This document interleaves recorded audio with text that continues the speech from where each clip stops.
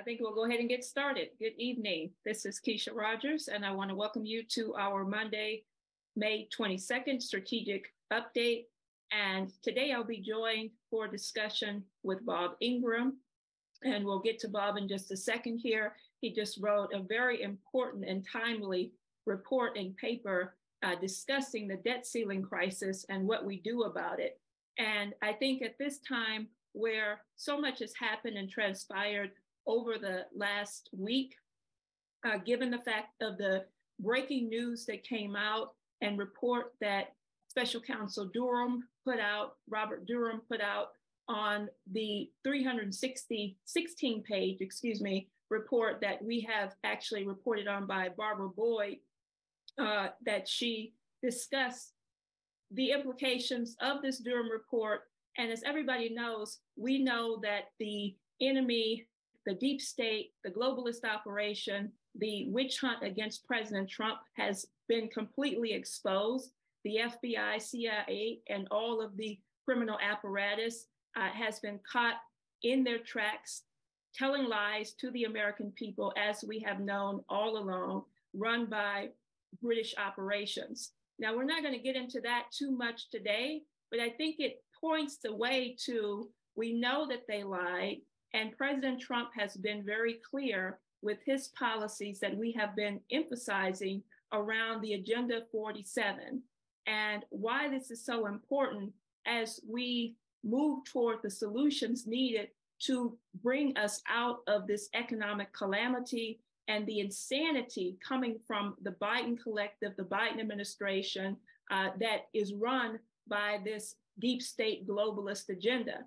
And so when we look at what Bob Ingram just put out as he goes through his report, I'm going to post it up in the Slack. I want to encourage everyone, as soon as Bob is done with his opening remarks, that you get into the discussion right away. I will say that as LaRouche PAC is emphasizing on the need for productivity as outlined in President Trump's Agenda 47, where he calls for quantum leaps in development for improving the standard of living of the population. We've been talking about this on numerous occasions on discussions that have been led by Susan Kokinda and Brian Lance on what is missing in the debt ceiling debate, what's missing in a lot of the overall discussion. Central to President Trump's Agenda 47 is productivity. How do we build our way out of this crisis? And I will have to say, I was actually listening to a Twitter space on yesterday, and you may find, some of you may have been on some of these Twitter spaces where, and different discussions where the question of Agenda 47 is coming up. But the focal point in terms of what it's being talked about is going back in the past to, addressing the problems versus addressing where President Trump wants to take us, where the vision is with the Agenda 47.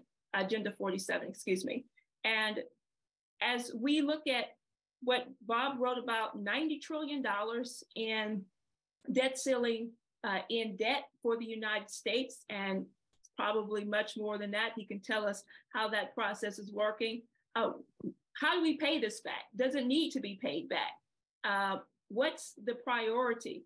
When we're talking about the fact that we put billions of dollars into the Ukraine war, into a needless backing Zelensky, backing Ukraine, before we put it into our own economy, before we even put it into our own borders, and we can get into that discussion because you have the Biden collective who wants to bring over illegals nonstop, but at the same time, he's not helping Americans, nor is he helping the illegals and migrants coming in, because we've seen the disaster that that's causing. But now, as is understood, Biden wants to make his migration policy into a slave labor policy, where how are we going to get the people to work these Green New Deal jobs? We don't need those Green New Deal jobs. We need productive jobs, and we need to invest in our real economy. Bob's report is called the mind-boggling incompetence of the debt ceiling debate. If a default scares you, what about a depression? And so I'm going to ask Bob to take us through how we address this debt ceiling crisis, what's required to get us out of this crisis, but how should we be thinking about this? And I would ask you, for those listening and joining the discussion as soon as he's done, go ahead and jump in. We're going to be ending the call today about 8:30 Eastern time. So I want to make sure that we have enough time for everyone to participate. And with that, I'll post Bob's article and some of the latest material from the LaRouche PAC website. I want to bring him on now to go ahead and get started. Okay, thanks, Keisha. So two things before I jump into this. One is that, as Keisha said, she's posting a link to the article that I just wrote entitled "The Mind-Boggling Incompetence of the Debt Ceiling Debate." She's posting a link to that, I believe, in chat. And I would encourage people to click on the link, read the article, because I'm only going to be able to go through a very small portion of what's in that article in my presentation tonight. So please read the whole article if you can. Now, the other thing I want to do sort of as a preface is, the article deals with a lot of the, the concrete aspects and other things related to this question of the federal budget and the deficit and all of that. But I want to preface this by, just sort of introducing some political considerations, which maybe some people have not really thought through. We have now this, this deficit, and the, what the Biden administration is proposing is that the, Congress raise the debt ceiling so that we could just go further into debt without any considerations, just raise the debt ceiling. And on the Republican side, particularly in the House of Representatives, they're saying that, well, we'll only raise the debt ceiling if we, if we cut an amount of money from the budget equal to what the deficit is. And, among other things, what some of these Republicans, probably the majority of them, certainly not all of them, but what some of them are saying is, we're going to target what are called entitlements. And there is discussion of cutting significantly into the Medicaid program, cutting significantly into the food assistance program, what's called SNAP, used to be called food stamps, now it's called SNAP. And other things are being targeted as well. Now, let me make a political point which some may or may not agree with, which is, if you're thinking about the 2024 election or any future election, but the immediate focus is 2024. How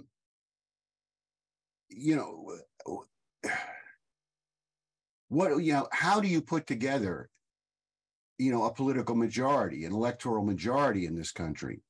Now, what we have seen, and this is what caused a lot of problems for the Republican Party prior to the 2016 election, but it's still a problem, as we've seen in some of these other elections since 2016, is that the suburban vote, which used to be sort of overwhelmingly Republican vote in the suburbs, that the Democrats have made great inroads into the suburban vote. And in fact, many suburbs now have become Democratic Party strongholds. A lot of this has been done around, various identity politics, single issue politics, a lot of, white suburban women who vote to defend abortion rights and things like this. And, but the Republicans have suffered significant voting losses in the suburbs. Now, at the same time, you have many people in the Republican Party who are ready to concede, even without a fight, the urban vote to the Democratic Party. New York, Chicago, et cetera, et cetera, et cetera, hundreds of cities around the country, saying, well, these are Democratic Party plantations, vote fraud, this, that, and the other thing. And, we can't do anything with that. So we're going to concede the big cities to the Democrats. Well, if you concede the big cities to the Democrats and you more or less concede or accept, a Democratic Party majority in the suburbs, well, then you're never going to win another election. You're not going to win a national election based on rural votes. I don't care if the rural votes go 99% for Donald Trump. If you concede, the cities and the, very heavily populated suburbs to the Democrats, you're dead in the water. Now,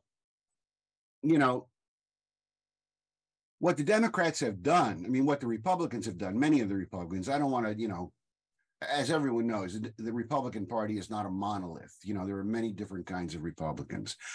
But what the RNC and many of the, big money people in the Republican Party have done is said, well, we have to fight to, hold on to the suburbs or to, try to reverse, the electoral trend in the suburbs,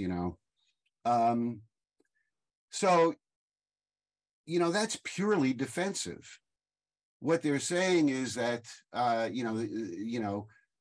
hopefully, if we don't talk about abortion, if we don't talk about a couple of other issues, then maybe we can hold on to some of the suburbs, and that will be enough. But it's not only is it sort of disgusting real politics, but it's a defensive strategy. Now, the way I look at things is that, in 2016, Donald Trump ran a campaign in which at rallies all across the United States, he repeatedly stated that he was pledging himself personally, his own honor, his own promise, that he was going to defend the forgotten men and women of America. Well, who are the forgotten men and women of America? It's primarily people in the middle class, the lower middle class, and the poor.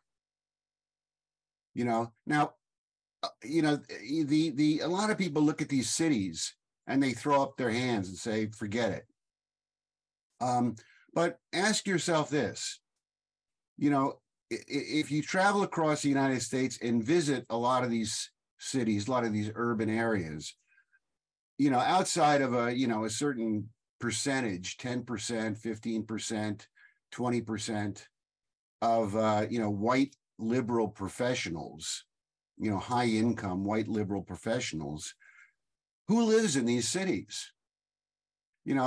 Overwhelmingly, it's, middle income or lower income people, white, Black, Hispanic, Asian, Arab, and other nationalities.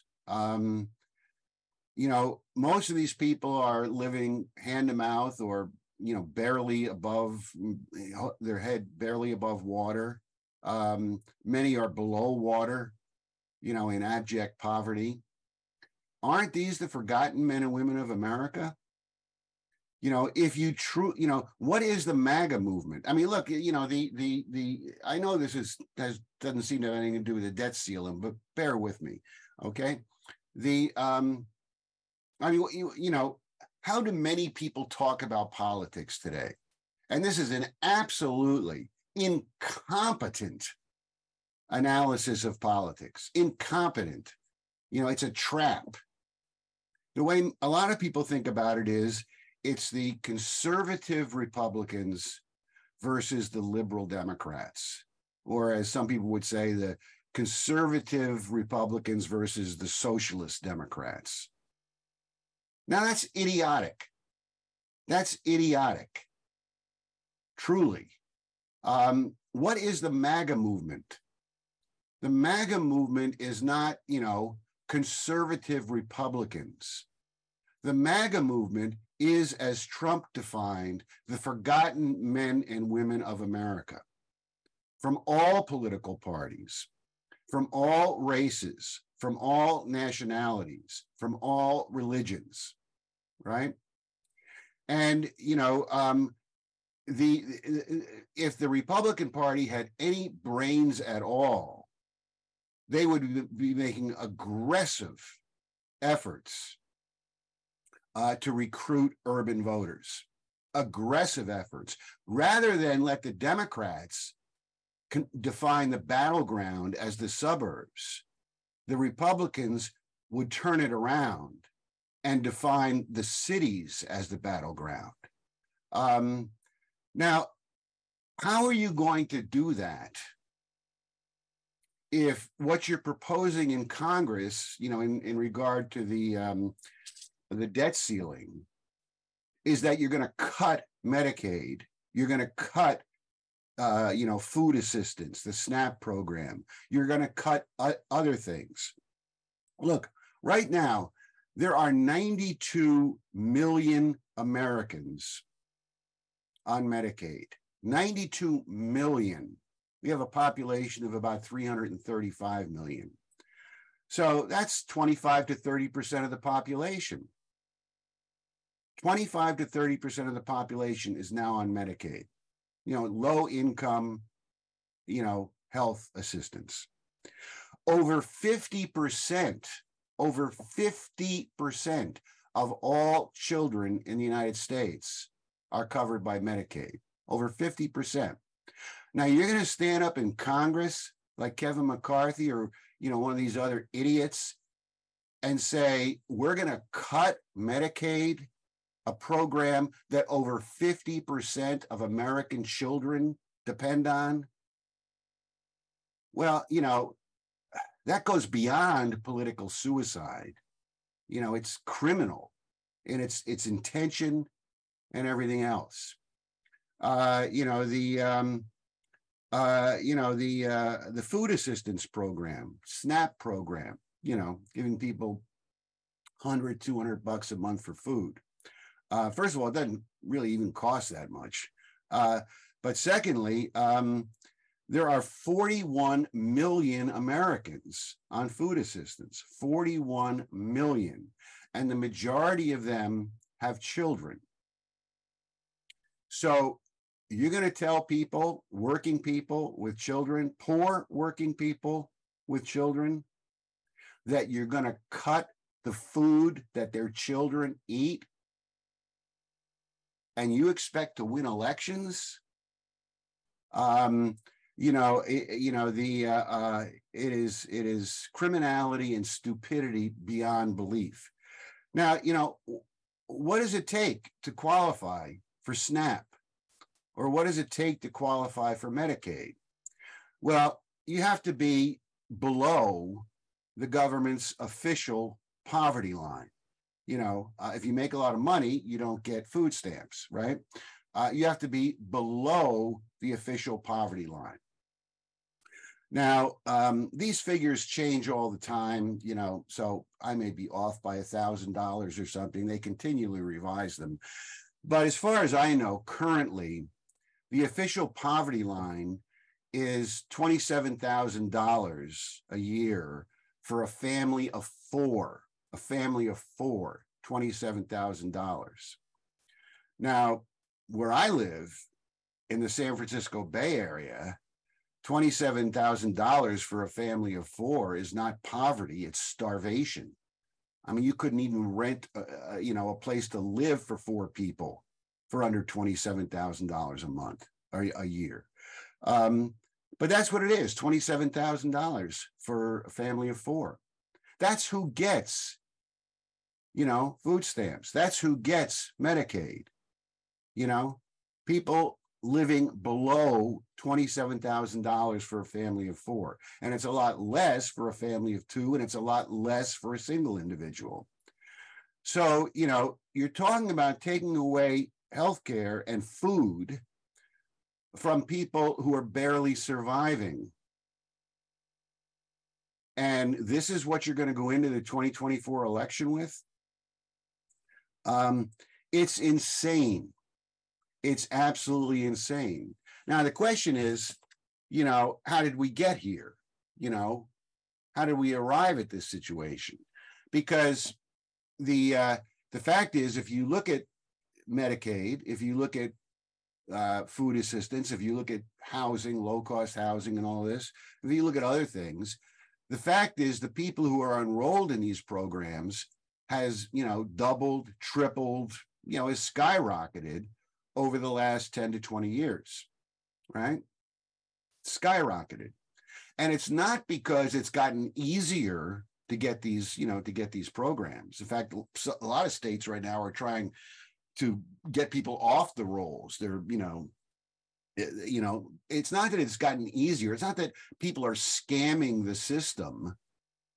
The reason why the number of people receiving these things has doubled, tripled, or more is because people are getting poorer every day, day in, day out, week in, week out.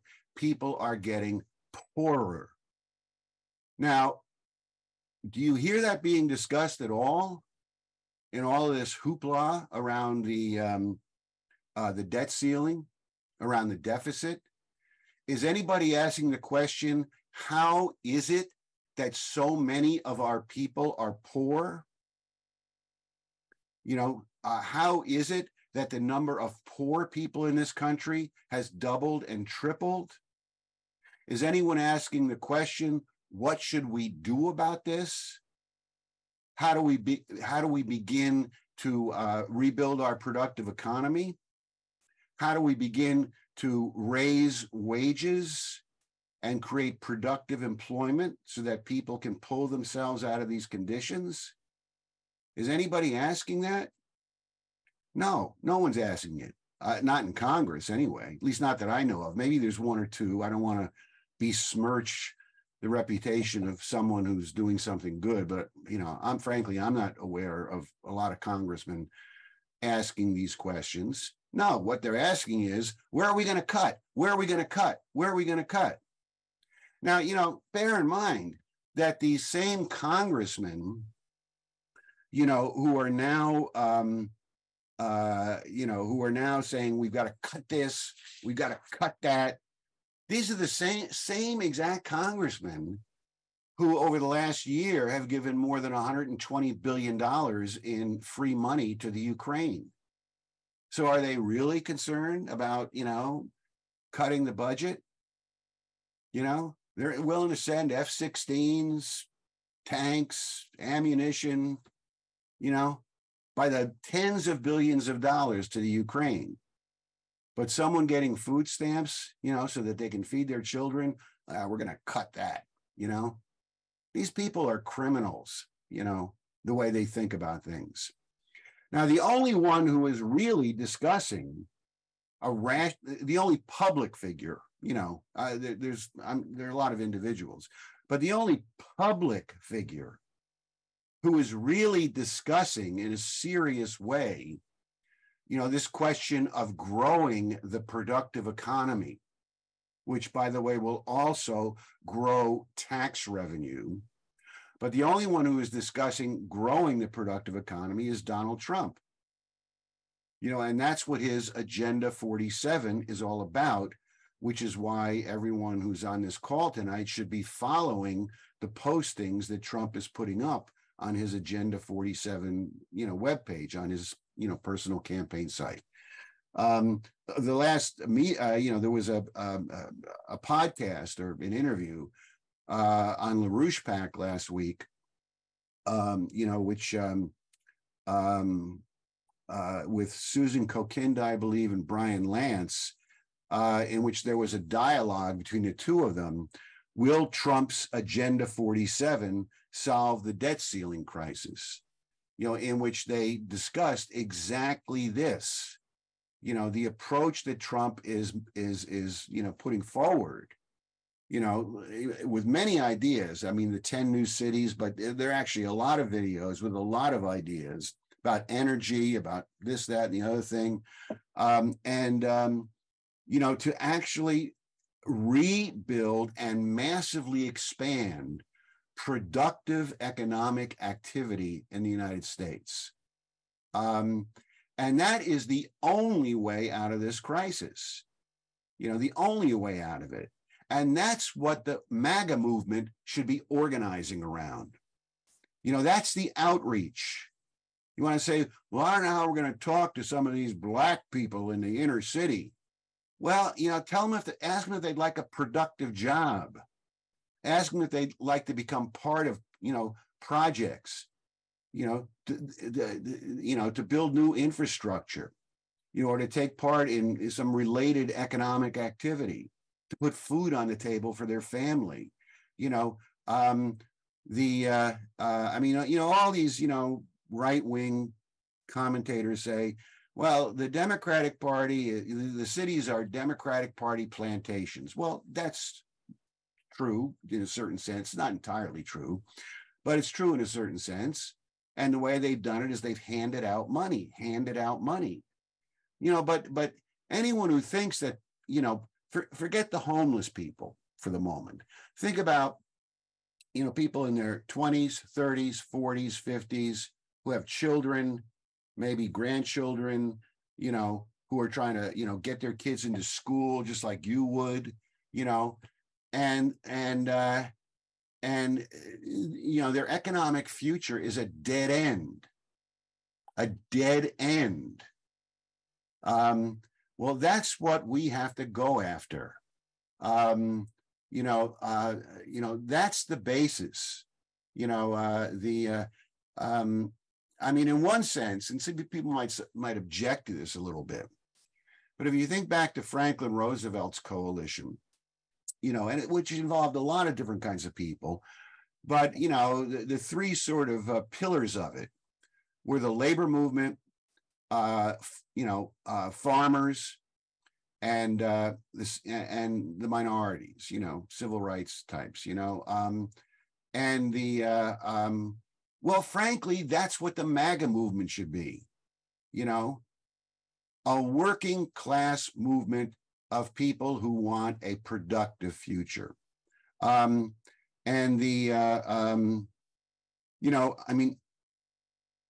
that's all I'll say about the political side of it. But as to this question itself, as I said at the beginning, I'm only going to be able to go through a very small portion of what's in the article. But look, we have a debt problem, but it's not, but you have to think about it entirely differently. See, the way most people think about this, there used to be a guy in Congress, named Phil Gramm, a real moron, Republican Party bigwig, conservative Republican Party bigwig. And and he was famous for saying, that we got to treat the federal budget like a household budget, like the mom and pop budget their money. We have to treat the federal budget the same way. Well, if you believe that, you got to rethink it. There is nothing true about that statement. Nothing true about it. You have to begin to think about it in a completely different way, which I'll try to indicate, here, at least, certain of the key aspects of it. But we have this problem. I mean, the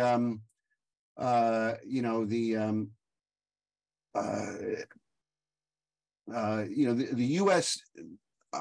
Total U.S. government debt right now is about $32 trillion. Now, that's a staggering amount, frankly. In 1970, the year before we left the Bretton Woods fixed exchange rate monetary system, when we still had fairly rational monetary and banking policies, in 1970, our debt stood at $372 billion. Even as recently as 2000, the debt was about $5.5 trillion, right? So it had increased tenfold between 1970 and 2000. But then it went from $5.5 trillion to now almost 32 trillion in the last 23 years. And the interest payment on the debt, well, I don't even know if I have the figures here in front of me.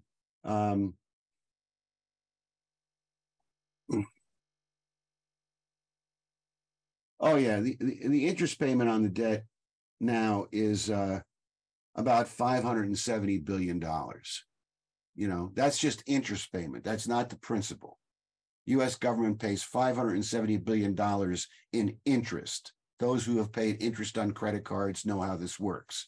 And this is what exists today. And all of this is going up. All of this is going up. There are many predictions that the U.S. government debt is going to grow in the next 10 years by another $10 trillion to over $40 trillion. Now, this is unsustainable. You cannot operate that way. Now, one of the things that was gone through in this dialogue between Susan and Brian is the fact that as much as people are fixated right now on the federal debt and the debt ceiling, that's really only one component of the problem we face. That in fact, the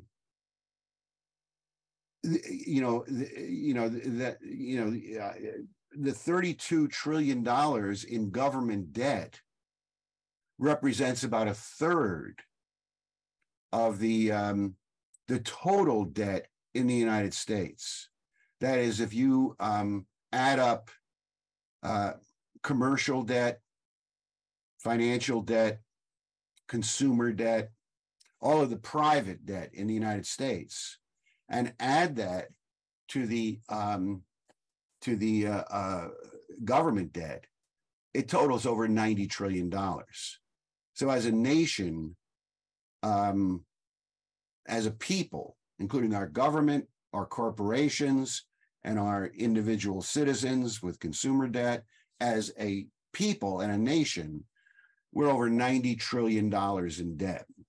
And to give you some sense of it, that's about $275,000 of debt for every man, woman, and child and baby in the United States. And it's growing. It's continuing to grow. Now, the question is,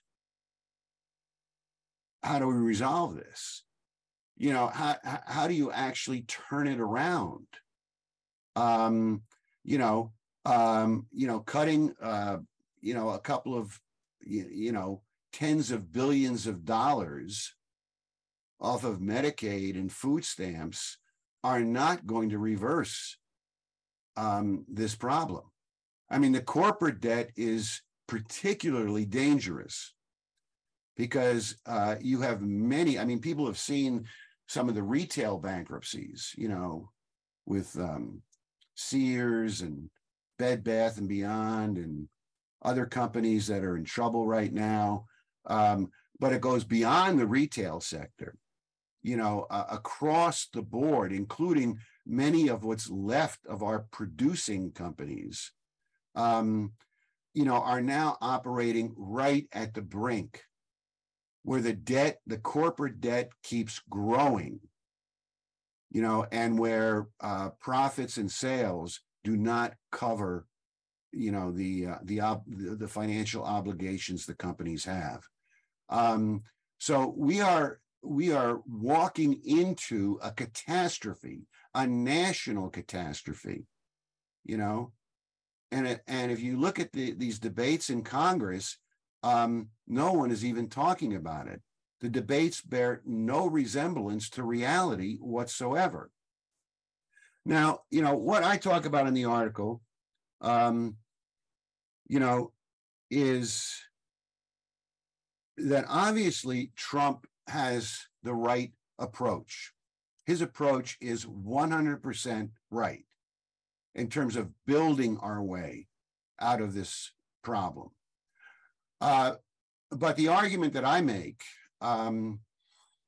is that under the current conditions of the, sort of the financial dictatorship that the Federal Reserve has over our banking and money system, there really is no way to do what Trump is proposing. You could do parts of it, and Trump did do parts of it in his first term.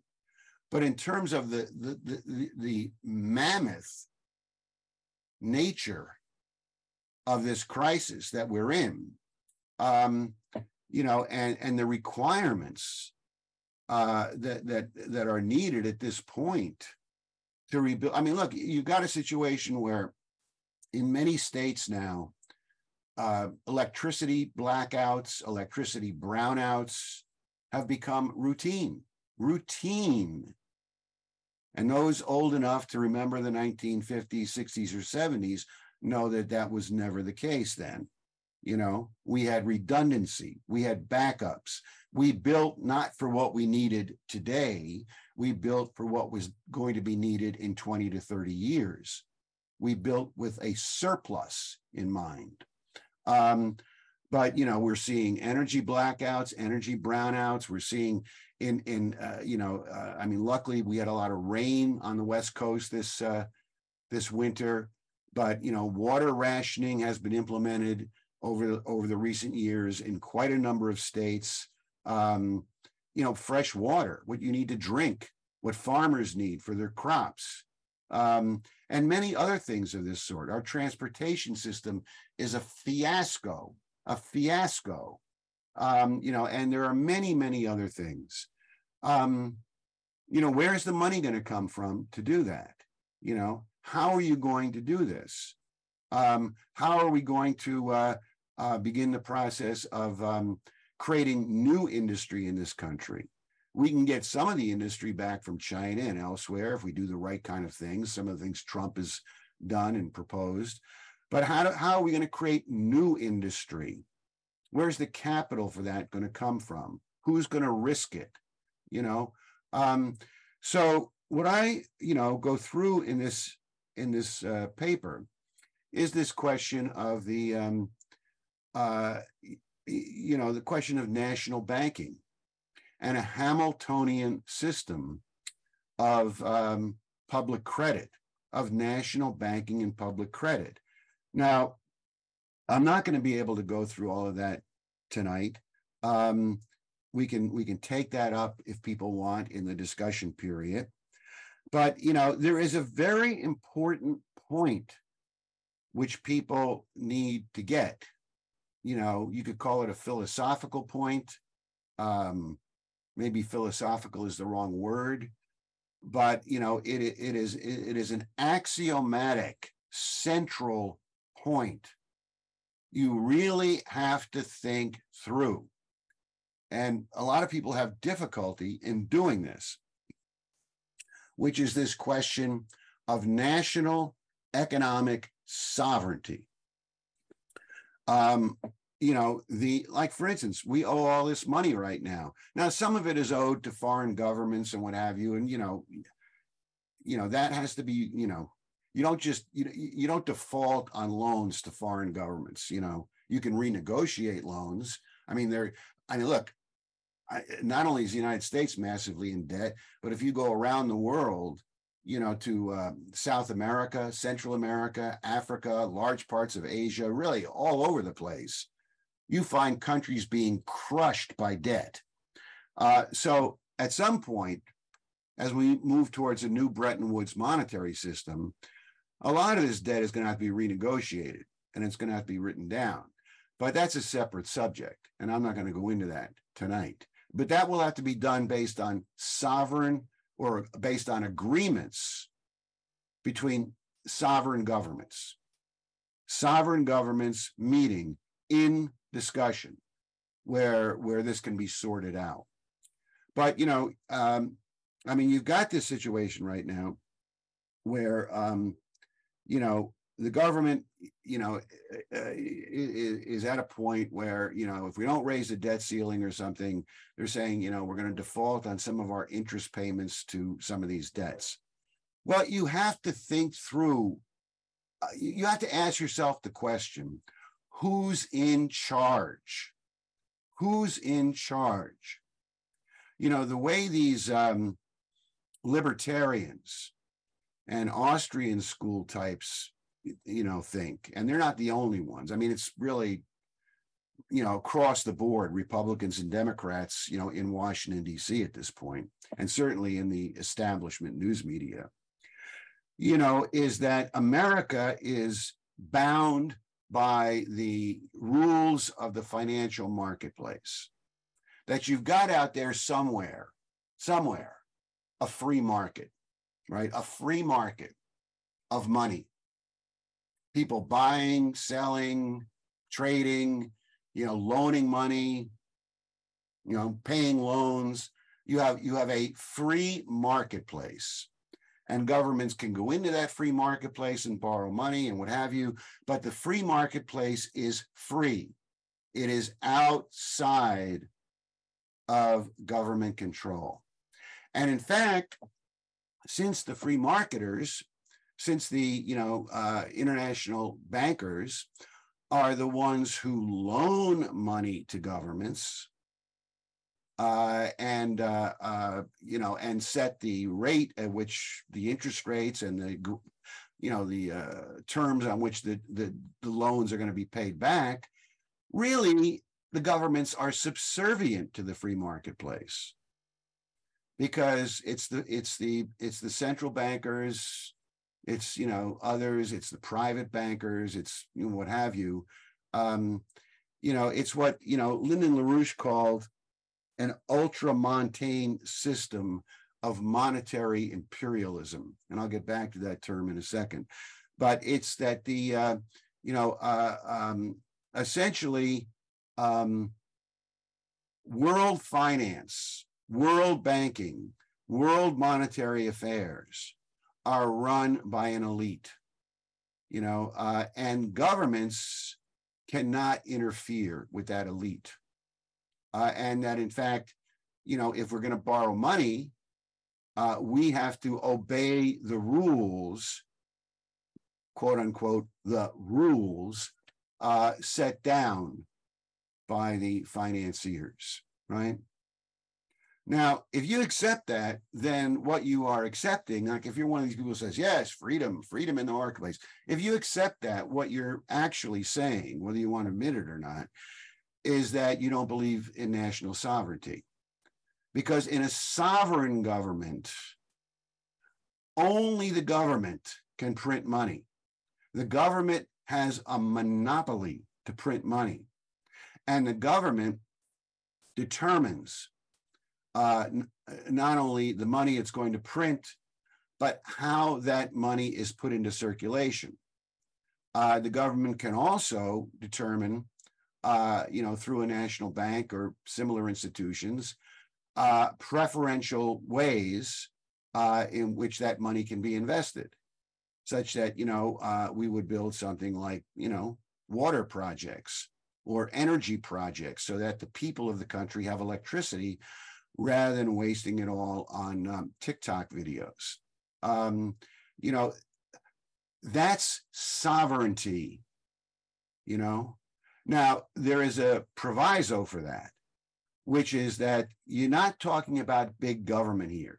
People forget about big government. The government's big. It's not going to get any smaller, really. I mean, you could cut it back a little bit, but we got 330 million people in this country.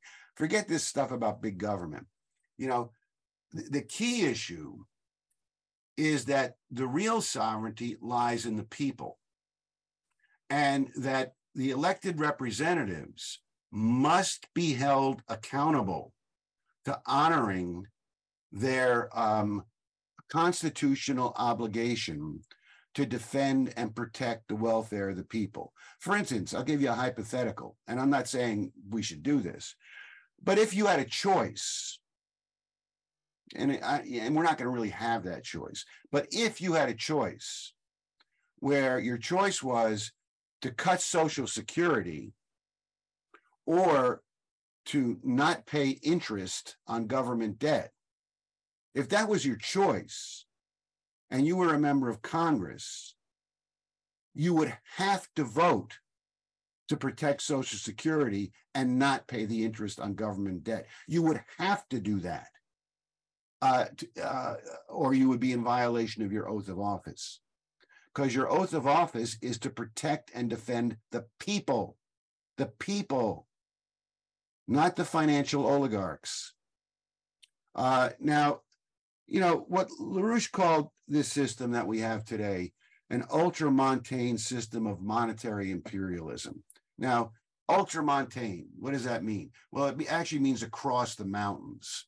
And it was a term that was really used to define the banking system back in the 13th, 14th century, when you had what were called the Lombard bankers, all of these big bankers who were located in northern Italy, right, in North Milan and these other cities, Genoa, what have you. The Lombard bankers. These were the biggest bankers in Europe, and they loaned. And all of the kings and dukes and earls of Europe who needed money, like the King of England or the King of France or some German prince or duke, if they needed money, they would go to the Lombard bankers across the mountains, across the Alps, right, to borrow the money. So the influence of the Lombard bankers was spread across Europe, over the Alps, across Europe. And thus they really controlled the purse strings of all of these governments, in Northern Europe and elsewhere. And that's what we have today. Now, we don't have any physical mountains to cross, but you have a system of global finance. I mean, you see these people at the World Economic Forum. You also see them at the Jackson Hole Economic Symposium sponsored by the Federal Reserve. You see them at the Bilderberg Society. You see them in a lot of places. You see institutions like the European Central Bank, right? And what do? They dictate to countries, dictate to them. For instance, if you're a poor country and you go, really poor country, and you go to the International Monetary Fund and you say, we need money. Our people are starving. Can you help? Well, the International Monetary Fund may or may not help. They may just say no, just go off and die somewhere. Or they may say, well, we'll give you some money, but there are conditions. You have to stop food subsidies for your population. You have to cut the amount of money you're spending on education, right? You have to quit growing crops that your people eat and instead switch to a cash crop like coffee beans or something that you can export to get, capital.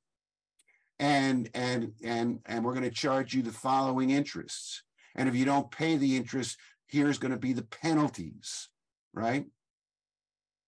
Now, if you're in that situation, you're not sovereign anymore. You are not sovereign. You are obeying orders from a global financial elite, as LaRouche called it, an ultramontane system of monetary imperialism. Now, that's the reality in the world today. And, the whole way people discuss this process of debt and deficit and debt ceiling is that we have to play by the rules of the monetary imperialists, as opposed to saying, we're going to shut down the Federal Reserve. We're going to establish a national bank, and we are going to print new US dollars, not Federal Reserve notes, but new US Treasury notes, and deposit them in a central bank, which will then, or not a central bank, deposit them in a national bank, which will then loan that money out for investment into manufacturing, infrastructure, energy, et cetera. You know, this, I talk about it in the paper, but I can't really do more than mention it right here. But this is the question of a capital budget. You know, you have, you know, a day-to-day operating budget, but then you have a capital budget, which you can do through a national bank, where you're investing in long-term projects, 25, 35, 40-year-old project, 40-year-long projects, to build up your productive economy, to grow the economy with advances in science, technology, et cetera, et cetera. That's the way out of this. That's the way out of it. Don't think about how are we going to cut, you know, how are we going to cover this, you know, whatever it is, 120 billion or whatever the amount is, of the deficit right now. I have it written down, but I'm not going to go back and waste your time by, you know, re-looking it up. Because next year it's going to be the same thing. And the year after that, it's going to be worse. And the year after that, it's going to be worse. We're shutting everything down, which means we're generating less tax revenue. We're borrowing more money. People are getting poorer. You want some stopgap measure that'll hold things together, you know, for 6 to 12 months by throwing people off food stamps? What are you, an idiot? You know, we have to rebuild our productive economy. National banking is the way to do it. There's a lot more I could say. There's a lot more that's in the paper, but that's where I'm going to leave this presentation for now. Okay, folks?